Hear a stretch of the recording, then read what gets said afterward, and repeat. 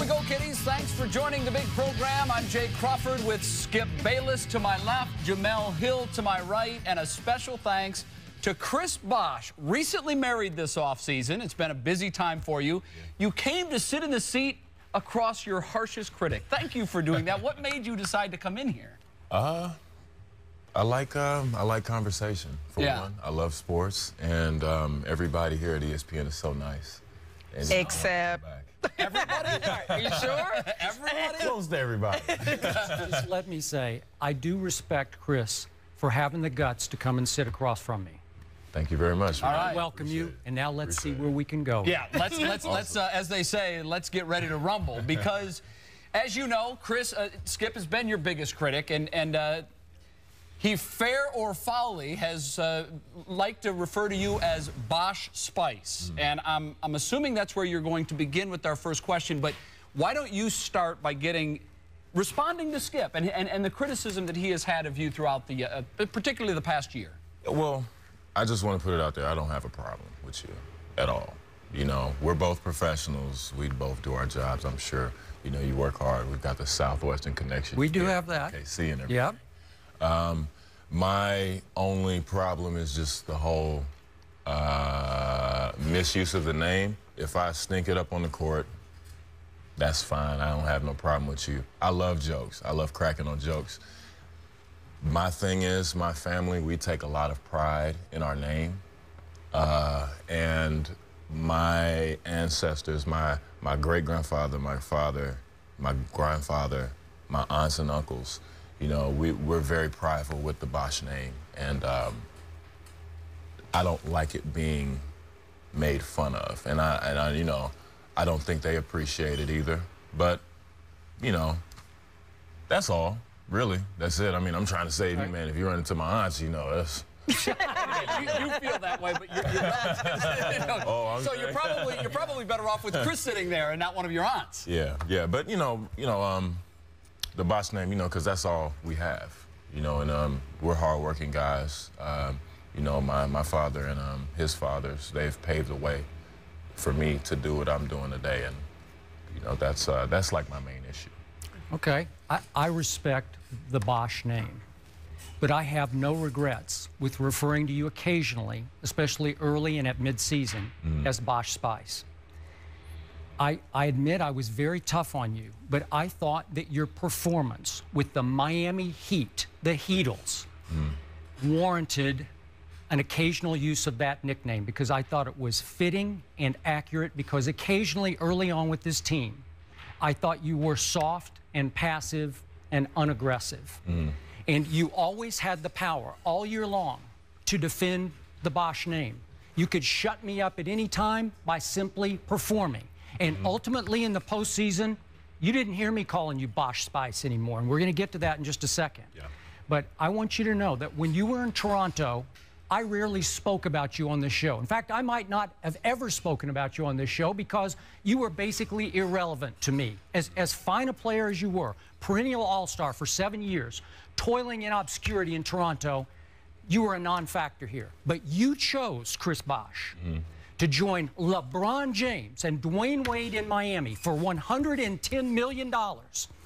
And you chose to enter the harshest, toughest, roughest spotlight in all of sports, the Heatles spotlight. And you chose to get critiqued by the highest standards, I think, in sports. Is that fair? The Heat last year? The expectations were just very high. Through the roof. Absolutely. And unfortunately, when you walked in the door, you walked into a situation in which your new team did not have a quality big man. So all of a sudden, power forward Chris Bosh really had to play even bigger than ever. You had to play to your 6 feet 11 inches. Is that a fair? Or they list you at 6'11". I'm not sure you're quite there, but you had to play as if you were 6 feet 11 inches tall. You had to play bigger and stronger and with more intensity than you ever had, especially after your team early on lost Udonis Haslem, who was your guts and glue player that you finally got back in the playoffs. So what happened right out of the box?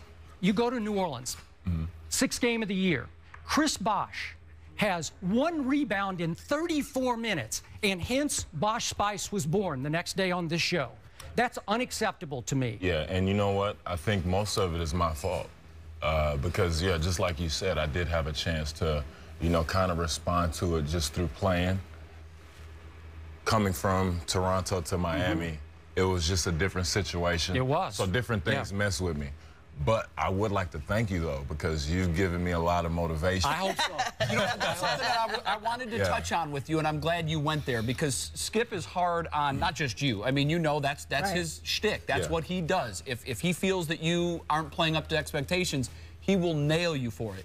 How much of him do you listen to and even respond to with your teammates and then in your play the next night? Well, I mean, we don't try to respond to too much criticism usually. It's always about the game. You know, we always know what's out there. Yeah. And sometimes we use it, sometimes we don't. But, I mean, it's a tough place sometimes. When you're stuck in not playing well or not playing up to your standards, you can be there for a little while, even though you don't want to, even though you're trying to get out of it. Yeah, you get in a rut, just like you said. But, I mean, like I said, I feel that I could have played a lot better. I'm my harshest critic.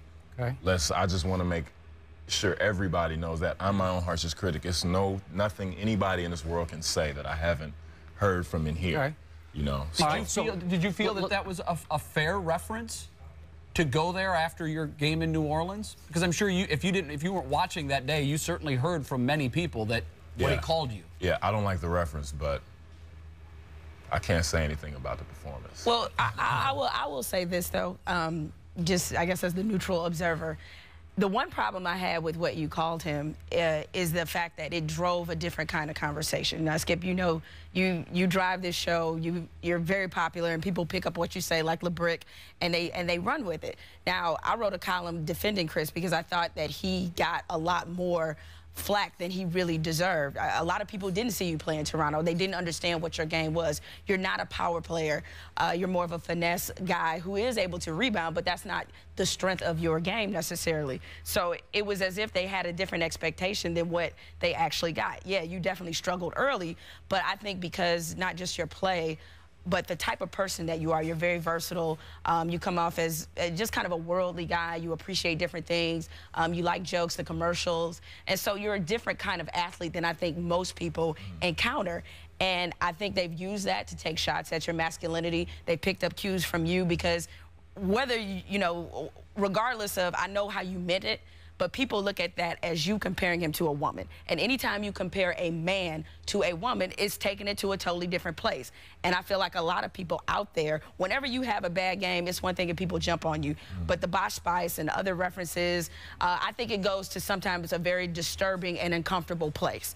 And that's the part where I feel like the responsibility is with you in terms of driving that conversation. Hey, I can't stop what people do on Twitter.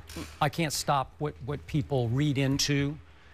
Yeah, it's a play off a female's name, but again, I thought it was fitting to your softness strictly on court. That soft, unaggressive performance on court. And just to finish the season now, it came back again at mid-year. You had your 1 for 18 at Chicago. Then your team goes on a down spiral. You lose 6 of 7, culminating in your worst performance of the season, which was at home against Portland on a Tuesday night. You go 7 points, 4 rebounds. The team hit bottom as you hit bottom. But I found this very interesting.